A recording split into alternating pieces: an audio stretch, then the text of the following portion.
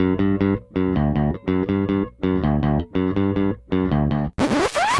there, this is Jay from Filmstrip dropping in to let you know you're about to hear a classic episode from our archives. Some of these shows were produced before we called the show Filmstrip Podcast, before we used popcorn ratings, had the standard intro song from Frozen Lake 121, or really even knew what we were doing recording and editing the show. However, there's a lot of fun in them, and we hope you enjoy. Just wanted to let you know in case you noticed the differences. Now, on to the show.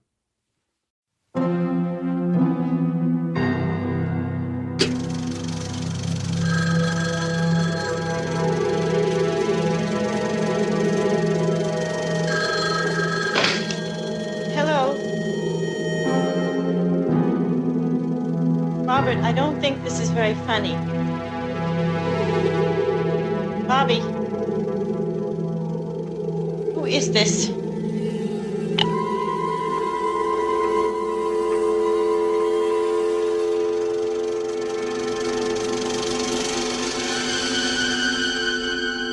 As you watch the screen, your heart begins to beat faster. There's a fluttering in the pit of your stomach. Your throat is dry. Your palms damp. Suddenly a chill runs down your spine. You clutch the person next to you. You tell yourself, it's only a movie. It's only a movie. But sooner or later, it's time to go home.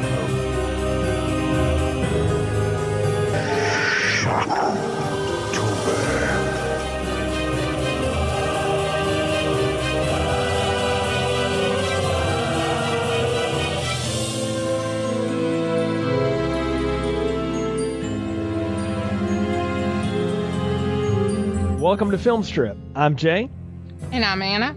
And this is our review of When a Stranger Calls Back, starring Carol Kane, Charles Durning, Jill Sholin, and Gene Lithgow. Directed by Fred Walton, released straight to television and then later to VHS in 1993, so there's no budget or revenue information on this one.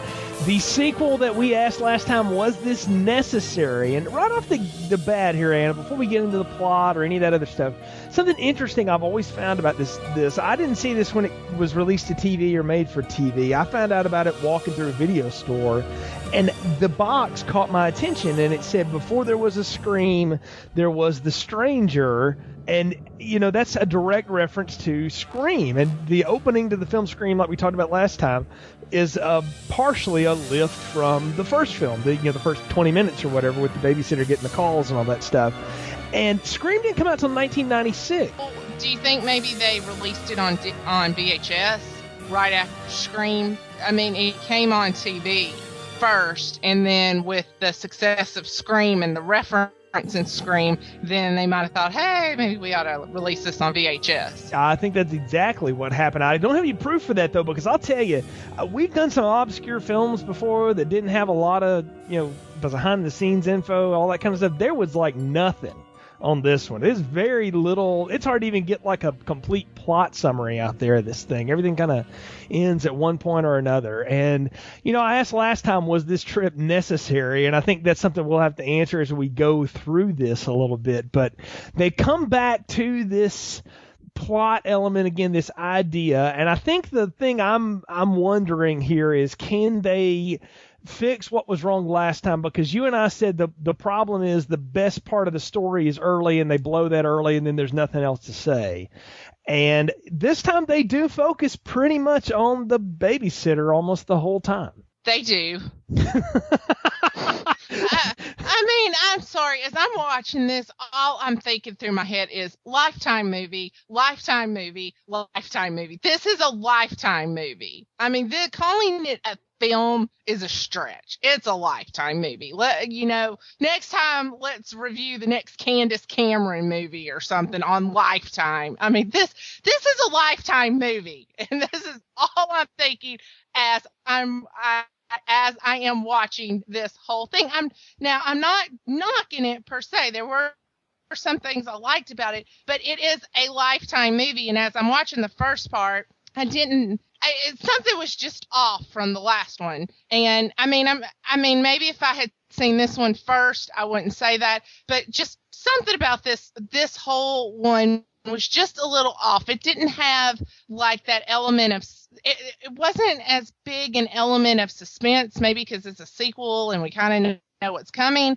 And I was reading on, I thought it was Rotten Tomatoes or something, where they said this was one of the best sequences, this one and the original When a Stranger Calls. And I'm as I'm watching it, I'm like, you can't compare the two. And I was wondering what was missing from this. And as I did more research on it, I was like, oh, because it's a TV movie. This is a Lifetime movie before there were Lifetime movies. Well, there's certainly a difference in the quality, and I think we could talk a little bit about that. And I mean quality as in like film stock, the whole bit, as we get into this. But I guess before we go any further, we should probably do a plot summary. So let me jump into that real quick. High schooler Julia accepts a last-minute babysitting assignment from a doctor and his wife, and she follows all the rules. She studies diligently. She checks often on the kids. Yeah, I noticed that. I'm like, hello, at least they fixed that. I mean, who babysits? I don't care what the psychotic wife says or mother. When I hire a babysitter, that is the job of the babysitter, is to check on the kids. So anyway, at least she did that. I give her props for that. She does that, and she also refuses to open the doors for strangers, even when a stranded motorist comes to the door and asks to call the auto club. So Julia offers to call for him, but when she picks up the phone, it's dead. And rather than alert the strange man that she's without a link to the outside world, she lies and says they're on their way. The man returns to the door repeatedly, wondering why help hasn't arrived. And as he continues to badger Julia, she notices things aren't right in the house. Slips of paper she had notes written on disappear. Doors mysteriously unlock themselves. The children vanish. And ultimately, Julia barely escapes with her life. 5 years later, Julia's an introverted college student with some heavy-duty door locks in her apartment. Nevertheless, she starts getting that familiar feeling that something isn't right. Enter in Jill Johnson, survivor of the babysitting atrocity many years earlier, who's now a counselor at Julia's university, who offers to help the girl track down her stalker. Jill calls in an old friend, Private Eye John Clifford, and Jill picks up the trail of a disturbed ventriloquist. But when Julia ends up with a bullet in her head in an apparent suicide attempt, even John thinks Jill's investigation is a wild goose chase. However, the ventriloquist angle turns out to be correct, and he shows up at Jill's place and in a flurry of gunfire is shot dead. And that's about the only way I can sum up the last, 10 minutes of what happens. We can get into that as we go. But before we start, nitpicking at too much stuff, I do want to talk about this opening, okay? So we both agreed last time the opening 20 minutes were the masterpiece of that film. I mean, it was the pacing was great. It intensified as it went on. The music, everything worked, and even for the little stuff we nitpicked, it still was suspenseful and it delivered on a scare. The question I had for you is, did they succeed in keeping the tension high, even though we know what the gag is? And I think you kind of alluded that you didn't think it was that intense or that suspenseful. I didn't. Okay. I didn't think it. And I'm a wuss. We've established on this podcast, I am a wuss when it comes to stuff like this. And I'm sitting here watching it and I'm like, what? There's nothing. Something was missing. I'm not saying, one thing I will, I don't know. I can't describe it. Something was missing, and I don't know if it's because, like you say, we already know the gag, and then I don't know. I think it would have been better, I think what takes away from it, now that I've ran it through my head a little bit, is the person at the door. I think that is not suspenseful because as we were so in other words, saying in the first podcast, the door takes away. The phone is more suspenseful because the phone, you don't see anybody. Granted, with the door, you can look under the door and see a shadow. You can see a figure from the other side. You can. You have and there's more of an engagement, as we were saying in the first one. The perpetrator, Duncan, he wasn't engaged till the end when she was trying to keep him on the phone for the police. She didn't engage, engage with him. Because this was set up at the door, I think that kind of took away from the suspense, because she was already kind of engaging with him. The other part was, it was the very creepy, have you checked the children? Like I said, I the first night I'm home and everybody goes to sleep before me, and I'm just doing my stuff, and I look from the linen closet not a foot to my oldest daughter's room, and the only thing running through my head is, have you checked the children? Have you and in this one, the line is, I think you call the auto club. Yes, yeah, and there's the thing is, and I think what they knew and what Fred Walton knew about this was that there's no way we can ever recreate the gag of the creepy guy on the phone, So what we're going to do is make it somebody at the door, and it's going to be the persistence of him there. And there's just going to be something a little bit off about his voice. And I'll say this, that the only thing that works about this for me is the fact that the more he continues to communicate with her, the eerier it gets, because it just seems so weird that he would try to strike up this conversation with this girl, Mm-hmm. That it just gets escalated, and it's more, and it's more, and there's a level of creep here that I do go for, and I really think it's only in spurts. There's a lot of this that's just incredibly tedious, and the difference is too, the actress is not. There's everything about Carol Kane in that first movie you got drawn into. You just liked her because she has a presence on screen that it's hard to dislike. This girl, I don't know who she is or where she's from, but she's not an engaging presence on screen. And because she's not, I have no reason to root for her. So what, she's doing all the things you're supposed to do as a babysitter. That's boring. She doesn't do anything except she's clever enough to not let him know she doesn't have a phone that works. But wouldn't that be your first sign that like something is wrong? Oh, the phone doesn't work. Well, how could that have happened? The lights are on in the house. It's bright outside. I don't know. That just, like I said, there's some of this that's right, and then there's so much of it that's not. And another big piece that's missing, Anna, is the score in this is terrible. There's none of that good music to build that tension with. Well, yes, and I think you hit it on the head too. Is that like everything with the score and the lighting and everything in the first one, it's dark.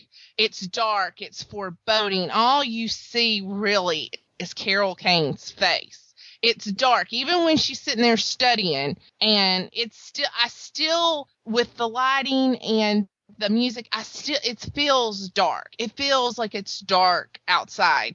This is like a nice, pretty, airy 90s, a brand new house built in the early 90s that, she's wandering around with all the lights on. And I think that takes away from it too. Yeah, I agree. And the other thing is too, as things begin to escalate and he's no longer believing the lies about the auto club and all this, when he decides to kind of spring it on her, it really does come out of nowhere. And I think the other thing we're missing is that there's no third presence. The other party involved in Jill's situation in the last movie was who? Sergeant Sacker, the cop, right? There was somebody else for her to communicate with.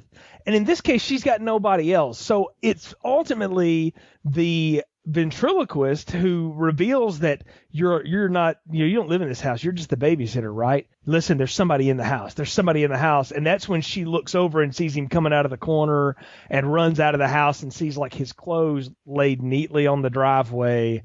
And I think what we're supposed to take from that is that the shadows she's been seeing the whole time has been that, and he's been in the house, the whole time and all this stuff. But I don't know when you get that. But they blow so much of this again because everything happens so fast. She figures out the kids aren't there, the piece of paper's missing, and then the guy's in the house, and then it's over. It's like they didn't know what they had, and they didn't know how to work that tension again. So I'm going to give them a big failure on being able to keep up what they had the first time. They didn't succeed in doing that. And already I'm worried about, well, where else is this going? Well, I guess as I'm watching this is what I'm thinking. This is the TV version of that first sequence. Granted, I love TV. There are some things you and I agree. Friday Night Lights on TV is way better than the movie. Yes. There are some things on TV that are great, that translate to TV. The but some things don't. Some things are they get something taken away from them when they're translated on TV, and I think this is it. This is the Lifetime movie version of it. And now it's time we need to talk about that aesthetic, like you're talking about. You keep mentioning a Lifetime movie, and I think what you mean is something that clearly is not made in theatrical release. Exactly. That's meant for the casual television audience that will accept no-name actors and sort of trite little conveniences to get a story along. I will give Lifetime some props. They do get some pretty good, they do get some pretty halfway decent names to get in. It's not just that aspect of what I mean by it. I mean, like the thing with the guy, there's this real kind of girl power vibe I kind of got from it too, where it wasn't in the first one. In the first one, it was more, I got more of like a psychological thriller vibe. This is more of an empowering women vibe, and that's why that's the other reason I call it a Lifetime movie. You're also talking about the difference between 1977 when that movie was made and 1991. You couldn't make that movie today, because look at the way Clifford talked to everybody in that movie, particularly the other females and stuff. He couldn't be that way anymore. And in the 90s, a woman who had gone through that in the 60s and the 70s, or the early 70s and then late 70s, like Jill, I kind of bought the second plot movement here, where she comes into the story after we pick up with this girl 5 years later, and she's starting to see things missing at her apartment and weird stuff, and she sees the little boy's clothes hung up in her closet, and she freaks out and goes to the cops. They call in the counselor. I would buy that Jill became a counselor for women who had been attacked. I could get that. Yeah, I could buy that too. That's the only thing that made sense in the plot, is that, and that she had this reputation like anybody but Johnson. I kind of thought that was good. The bad thing is they've taken 30 minutes to get her back into the story. And my fear is like, okay, now we're going to shift it all back onto her. We're going to shift the story again, and this is where they made the mistake last time. But they don't. They keep it on this Julia girl, but they just bring Jill in as kind of the new, I don't know, authority in her life, I guess you'd say. So this woman she's never met. Well, she's kind of like a mentor. Yeah, she comes in and she takes her like over to her a mentor. house, which I'm fairly certain is a violation of all sorts of ethics and laws, and for counselors. And then she becomes like this woman's vigilante, and that's when I started doing the same thing you just said. I was like, this is all about the woman power thing, isn't it? This is pre-Buffy, but I'm definitely feeling that sort of feminist mantra here, from the early 90s of this. Yeah, and like I said, that's why I call it not only like the quality and how it's not a theatrical release or something, but also this kind of, like you said, this mantra from the 90s, this women's empowerment thing. That's the vibe I'm getting. This is like, okay, it's almost, I mean, the vibe I get is that Julia is this battered woman. Yeah.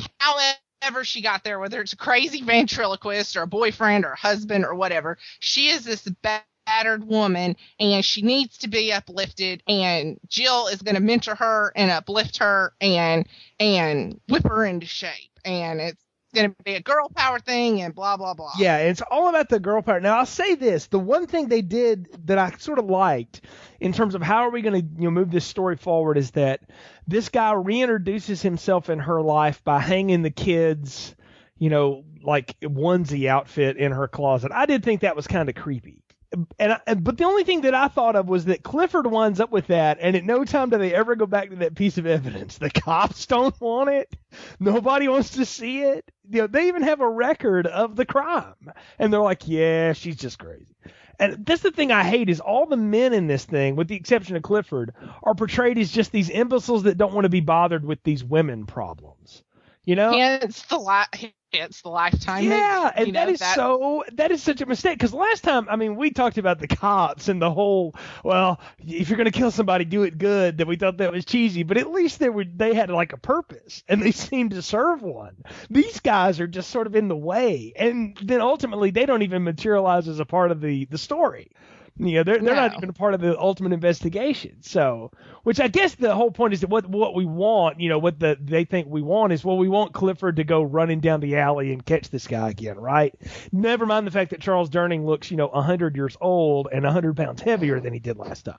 I know that's what I know. I mean, the little man, I'm sorry. The older he gets, the sweeter he looks. I'm like, he looked sinister enough to kill you with a lockpick last time. Now I want, my niece to sit on his lap and tell him what she wants for Christmas. I know, but there is something about Charles Durning, and come on, you got to admit the guy has been in everything. He's been in everything. He has played. He was in. I remember him from more than this or anything else is Evening Shade. With Burt Reynolds. Yep. I remember him in Evening Shade, and then the other thing I remember him in, and I hate to admit this, but it was a book. But my mom is a huge history buff, and any kind of, because she came of age, so to speak, in like the 60s or whatever, and anything to do with that time period, she's always kind of gravitated to her stuff. That I don't get it. That and the Victorian period are her two favorite periods, and I just don't get it because they're the two separate. One oppresses women and one's like, yay, everybody gets freedom. But anyway, that's beside the point. But she had a book, and we watched a miniseries. They did a miniseries called The Fitzgeralds and the Kennedys, and he played what was basically John F. Kennedy's grandfather, who was I think he was the mayor of Boston, and then he had the Senate seat that I think the Kennedys have had for years.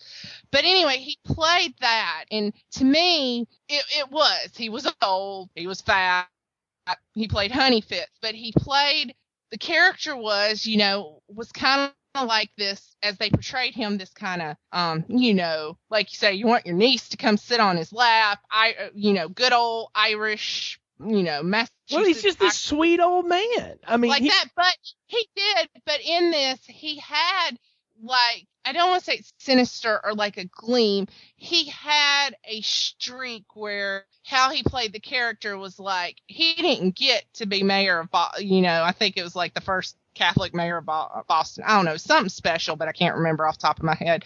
But he didn't get to this just by, letting kids sit on his lap and kiss the babies and stuff. He's the grandpa. He's got issues. He's gonna cut throat. He's gonna do this. The best two scenes he gets, he's sitting with Julia, and she's talking to him, and he gets a decent scene with her. And then the other one is when he's sitting with Jill, and he says, because the police theory always was that there were two guys. There was one outside, and then the one on the inside, which would be a logical thing. That's actually the one thing the cops do well, and that makes sense. So I like that, and I love how he sort of cynically brushes that aside. It's like, these guys don't know what they're talking about. I'm a real hard-boiled, cop. I knew what it was like on the streets. When there were streets, it was tough, and there never were two. It was just one guy, and he's the one that comes up with the ventriloquist bit. And I'm like, they could have only given that to him to reveal, because if Jill had come up with that, or if Julia had said that, or anybody else, we would have totally dismissed it. And I'm not sure I accept it anyway. But the fact that the hard-boiled cop comes up with it, you're more want to believe it because of his reputation. Again, we have to build in so much. And I think this is a fault of a sequel that's almost 20 years past its predecessor. Is you're assuming people remember these characters. Not that they remember the setup of the movie, because everybody knows the urban legend. Do they remember who these people were? And I'm sort of blown away by how much continuity there is between them. Like we said, I believe Jill is who she is in this from where we left her. And I believe this is what Clifford would be.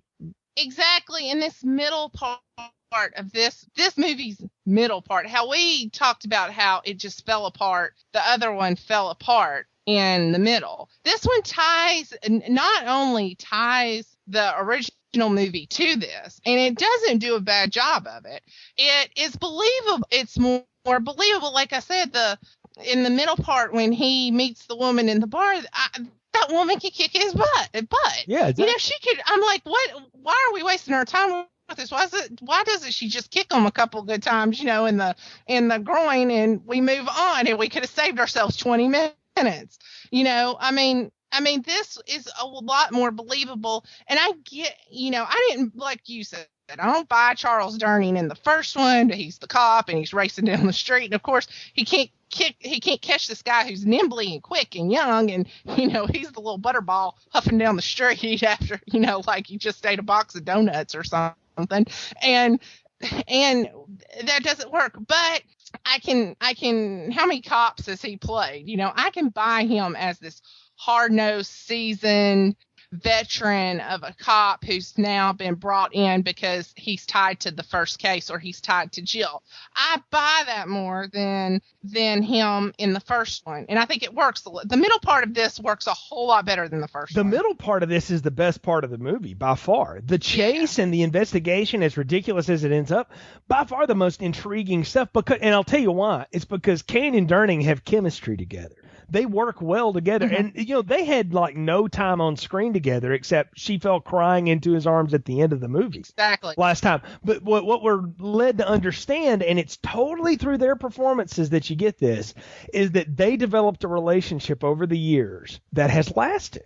That they have kept up with each other for 16 years, however long it's been, 20 years, and that she could feel comfortable enough to call on him to come in and help her out in this situation, that he became like a mentor to her. And that I liked. I liked the fact that they had such an interplay with each other, that there was a lot of unspoken, grammar between each other of how they investigated and how they kind of sleuthed around the house and all that other stuff, and I don't know. I just thought that was really well done.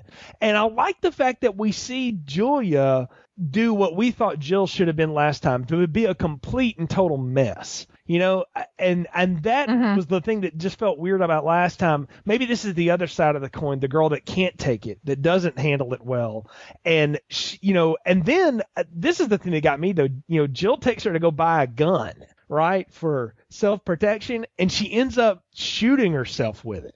And I thought, wow, now that is some dark drama right there. I mean, I thought they really had something going at that point. And they had dropped the ventriloquist bit on us at that point and all that other stuff.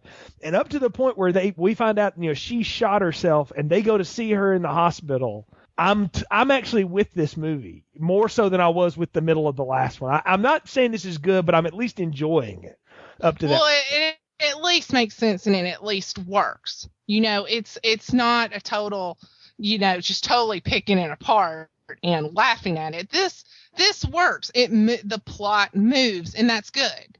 But it doesn't last, and it falls apart in that hospispittal. Yes. Jill's there, and she's holding her hand, and she's like, they don't know you like I do, but trust me, I know you're going to pull through this, all this good stuff. And she walks out the room, and then from the shadows steps this dark figure, all right, the ventriloquist guy. I don't even know the character's name. It doesn't matter. So he comes in there. Then he starts like beating on her. Yeah, well, like he touches her, and then she doesn't react. And then he kind of slaps her, and she doesn't react. And then he pounds her, and she doesn't react. Because, of course, she's in a coma because she blew her head off, And I'm sitting there watching like, this is the weirdest way to introduce our bad guy. Because we've only seen him once, and it was in the shadows, and he kind of came at her with the Frankenstein thing.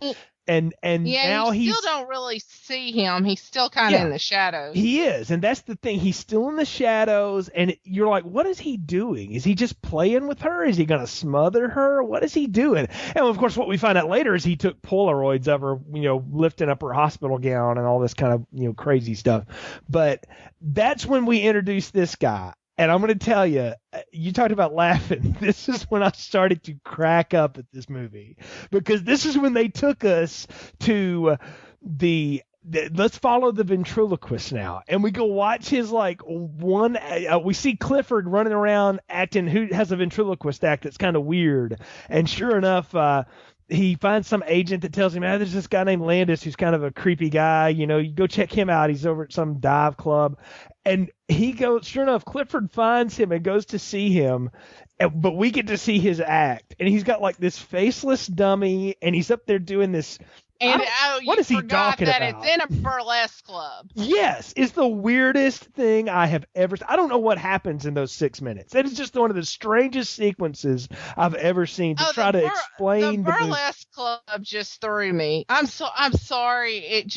That just absolutely threw me, because I mean, I mean, obviously I'm a girl. I don't frequent strip clubs. Don't get me wrong. But I'm not afraid to admit I have been to one or two.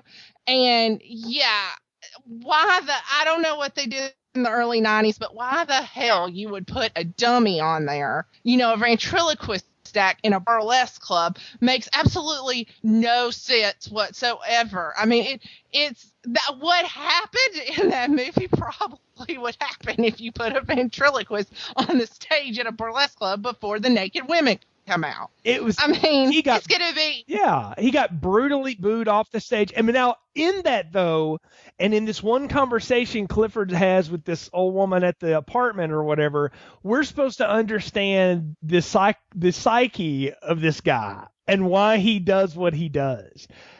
No, I mean, at least with Duncan, he was just insane. You know, and we were waiting for the switch to go, and we got that great scene with him being chased, and he like totally flips out and does that whole "I was never born, you can't touch me" thing. You know, there was at least that. This guy talks to some little girl, gets his butt kicked at the burlesque club, and then runs away from Clifford in like total blackout makeup and, you know, black leotard. Yeah, that's the other thing. Like a ventriloquist. I mean, I get it, but the whole point of a ventriloquist act is to engage with the dummy, like, you know, Jeff Dunham or something. Yeah, exactly. You know how he's always making fun of who's the dead terrorist, Ahmed or something. The dead terrorist. Yeah, and he's, you know, what's his saying? To kill you, I'll kill you, or whatever. But I mean, he's always, you know, like the person holding the dummy is the person of reason. Like, well, Ahmed, what are you gonna do after that? I don't know. I'll kill you. And, you know, Walter, the grumpy guy, whatever. Right. But anyway, that's the person of reason. There's no point in ventriloquism if you're going to black yourself out, put a dummy without even lips, and then, I mean, and it's like he's doing some avant-garde performance art or something. I mean, I wanted him to put a hose out. In a burlesque club. Yeah, and like it made no sense at all. Again, it was the weirdest setup, and I don't know that it explained anything about the guy. You know, I didn't get anything more off of him than what I didn't know 5 minutes ago. You know, like that just seems so forced and weird. And yes, that's what it seems like they are trying to make, and they have pieces of the puzzle to do it. All the pieces are just all over the board. They are trying to they have parts where they can make this a very intense not just a thriller, not just a Lifetime movie about women empowerment or whatever and fighting back. They could make this a really intense psychological thriller. And as I'm watching this, and of course this may be stuff that, since it's my first time watching it, I might have just missed. But, like, why is he obsessed with Julia? Yeah, that's the thing. You know? We never know how he knows her. With Duncan, he just randomly picked the house, and that was the scary part of it, was that the randomness of the crime was what made it horrific, you know, which was a total ripoff of Halloween, we all knew. But, I mean, that was what it was all about. There's no reason, like, was he a high school chum of hers? Like, we needed something to tie those two together so that we had some reason to think he would stalk her for 5 years. And then go after her later, you know, something like that. There was no reason. And then in the other one, as ridiculous as it sounded, and we made fun of it, is that Duncan did not stalk Jill for all those years. Well, he went about and stalked somebody else and did other craziness. And it was just by chance that piece of paper he saw one day. Yeah. You know, as much as we make fun of it and stuff. No, that was Clifford's fault. Remember, we've blamed that on Clifford forcing that back into his life. So. Yeah, and so, I mean, Clifford stalked him. Yeah, exactly. But there's no reason for Landis, ventriloquist guy, to go back after her. And the other thing, they never explained, what happened to the kid? Did he kill him? You know, what? Thank you. Yeah, they just dropped that. And I was like, oh, that is a huge mistake. You have to pay that off. We have to know what happened. I know, they never paid that off. And that's another thing I was going to say. I thought I missed. I'm like, hold on, did I miss? And I went back and I didn't see anything. And then I'm like, but they paid that off at the end of the first one, like we said, one of the things that they did, the very first thing, they talked about the kids, the parents coming home to that. And then, like I mentioned, one of the things that caught me on guard, the first one was the body bags were like a sack of potatoes. Right. Kind of foreshadowing how he cut them up or something. Yeah, he just or tore whatever. them apart. And in this one, we never know what he does. And that's my other thing. Do we know that the kid? Yeah. What is he going to do with her if and when he finds her again? Like, what's the whole point? That's what I don't get. Mm-hmm. And there was no, like in the first one, at the very end when she's about to run out the door, she's like, "What do you want?" He's like, "Your blood covered on me," or something like that. Oh, There's nothing like, we just get that Duncan in the first one is this sick psycho. We get that. They establish that, and they really don't need to establish it anymore. He's just this plain old sicko psycho. Now, this guy's sicko, but apparently, he's pegging Julia. He's pegging Julia, so why? Why? Well, but here's the thing. Once Julia tries to kill herself and he sees Jill in the hospital, what does he do? He follows Jill to the grocery store and starts going, "Hello, Jill." Hello, and starts like throwing his voice around the corner at her. Uh-huh. And Clifford is trying to figure out where, what's happening. And how did he figure out that the guy was going after Jill? He saw like a picture and he tried to call her again and the phone didn't work. One of those things again. I don't know. That all kind of, I've seen this movie so many times and it still blew by me. I'm still not sure how Clifford knew to go over to her house. Because he's that seasoned. And he just, because he read the script. They just have an instinct. They have a sixth sense about this. Because he read the script and it told him he needed to do it. But yeah, that's what happens. He decides he's going to stalk Jill for reasons that do not make sense. Why he would care about her, because he's so fixated on Julia that he's, 5 years later going back to terrorize her some more, beat her up in her hospital bed as she's in a coma, from shooting herself in terror of him. All this is going on because he's obsessed with her, and now he's going to go after the woman that was trying to help her because why? Why would he care? That doesn't make any sense. And the ending of it is that he paints himself up to look like the wall in her apartment. To wit, how did he know what that looked like to begin with? And how long does that take to apply? Like, this guy he works fast. That was so ridiculous. And then, of course, she gets the gun out and gets it knocked away, and he shoots her. And I had forgotten that she gets shot in this struggle.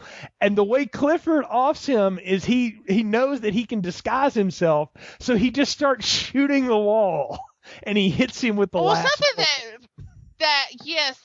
that struck me on that scene is it seemed like as he was shooting the wall, he was shooting the brick where he was, and it seemed like those bullets were just bouncing off. It's because the splint looked terrible. That's why. I'm like, what? And I'm sitting there like, what? Really? And I thought like I'm like, are one of those bullets going to ricochet and hit him too? Because I knew Julia or Jill had already been hit, and sorry, I got a little 4-year-old walk in. I knew she'd already been hit, and I'm like, oh great, they're gonna hit him. He's gonna get hit too. But I'm shot. And then this is the whole thing about a stupid Lifetime movie. Someone they're done wrong by men, and all men are imbeciles, and we're preaching girl power and blah blah blah blah blah. And who comes in and saves you? The old man. Yes, thank you. Because I said this is where this movie completely fails. Is their whole premise they decide to flush in the last 5 minutes because Jill doesn't figured it out enough to go and get herself trapped in the corner with this guy to give up her gun and get shot by her own weapon, and so it takes the old man from the previous generation to come in and save her by shooting the wall, and that's how it ends. I seriously think like a 60 or 65-year-old man with a hot 40-year-old wife wrote this stupid movie. This is, what the hell? This is like Jay from Modern Family wrote it or something. I mean, seriously, It's this is inscrutable. ridiculous. Here's the thing. It's written by the same guy. Okay, Fred Walton wrote this. All right, he wrote the sequel, and of course, he co-wrote the original. So this is his creation. This. So apparently, he had a trophy wife at this point. I don't know that, but I'll tell you, he blows his whole premise here at the end. That's the thing that kills this movie, is that he doesn't know what he's got. Well, if you look on the picture of the VHS box, the one you mentioned earlier that said before there was a scream, there was a stranger. If you look on that, it's Carol Kane holding her gun, like she's got a look on there like I'm gonna kick your ass, and that's what I was expecting. I was expecting her to, and I think among other things, at the end of this, if he'd have hit her with that lampstand or whatever, and then Clifford had run in and they started having a fight, and she picked the gun up and shot the guy, I would have been okay with that. I mean, it's stupid, but I'd have been like, okay, fine. She should have Jill shot didn't the shoot guy. the dude. All right, I'm like, Clifford's already killed one of these. Jill needs to kill her own, and it's lame that she gets shot and just has to lay Oh there. no, I think the other part is lamer at the very end when they're In the hospital. in the same hospital room and they're both awake, and Yeah. it's like, Julia, Jill, oh. And Clifford's looking over them with this like knowing wink and smile like he's Santa Claus or something. Yeah, I'm like, look, those are both very fatal gunshot wounds that they sustain first, okay? Secondly, they don't allow you to pick who you're going to be in the hospital with. And even if they did, Clifford doesn't know anybody in that town to have pull with. All right, because he has to come in on the damn Greyhound bus as it is. So, yeah, I mean, that doesn't make any sense. This is like they got to the setup and they're like, okay, now it's time to, unveil the ventriloquist, and they didn't know what else to do because this movie completely falls apart in its third act. And unlike the last one where it fell apart in the second act and then the third act just felt tacked on, this one has the third part feels like, and then it ends. Then scene. They had this okay beginning. It wasn't great, but it was going somewhere. The middle part was really getting somewhere for what it was as a TV movie. Then this third part completely washes it out, and it just kills me because it's like they don't know how to finish. It's like they've got just. Well, I think I have a way of fixing this. Like I said, the last one where Jill should have been working the soup kitchen versus seeing her picture in the paper. Yes, please. I think I have a way of fixing this. It should have been that, like you said, the scene where he was fighting with Clifford, but Jill should have shot him. What it should have been was first off, they shouldn't have shot what's her face, Julia. They shouldn't have shot Julia, and he just built up the tension, and he's stalking her and making her feel more and more crazy as Clifford and Jill are investigating this and trying to help her. And then Jill maybe have Clifford figure out, give the guy something to do. Good God. And Jill rushes to her side because she's a lot better shape than Clifford. And he knocks Julia down, and he's fighting with Jill about ready to kill her. And then Julia shoots him. Yeah, takes control of her own problem and solves it herself. I agree. That would have worked too. It would have been better if Julia had been a part of the ending. Here's the problem I had with it though. I didn't identify with Julia at all. I thought she had an interesting arc. I didn't think the actress did a really good job portraying her, and I wasn't interested in her. I was interested in Jill and Clifford, and I liked them together. So if Clifford had been a part of it and Jill had shot the dude before Julia because she wasn't strong enough to do it for herself, I would have bought that too. The point is, one of the women should have shot the dude, not the dude killing him again. That's the problem. It's one of the many problems they have with this thing. But, once again, they do it wrong, even though they've got something going. I have one more gripe that I just got to get off my chest is Julia's hair when she's in college. I don't remember. That is some awful hair. I do not remember women in 1993 wearing a mullet. I mean, granted, I was only 13, 14 years old, but I do not remember them. I do not. That mullet is what I wore. Changes. That's all I'm going to say. well, I'm gonna say I don't think a self-respected lesbian would wear that mullet in 1990. Oh, I've seen a few that did, but that's for another podcast for another day. I think we're definitely at the point now where it's time for final recommendations and popcorn ratings. So, what are yours for When a Stranger Calls Back? It's not that bad, but I still give it a small popcorn. It's okay. It's not that bad. That's all I can really say about it. I will agree with that I actually think that they do some things right in the beginning to at least make me intrigued. If you like the setup of the last one, if you like that first 20 minutes, you owe it to yourself to watch the first part of this and see, okay, yeah, what did they do differently, and did you like it? Do you like how they sort of spring the cat, if you will, on it? And then the middle part of this is really good. It's really going somewhere, but it's the last bit when we introduce the ventriloquist that this thing completely just falls to pieces, and it is unwatchable after that point, and I can't recommend anybody see it. I think, if you like the first one, and particularly if you like that first sequence, watch the first sequence. It's on YouTube and stuff. You can find it and see if you think the tension's still there. But the one thing they figured out is that the crux of this movie is the story of the babysitter.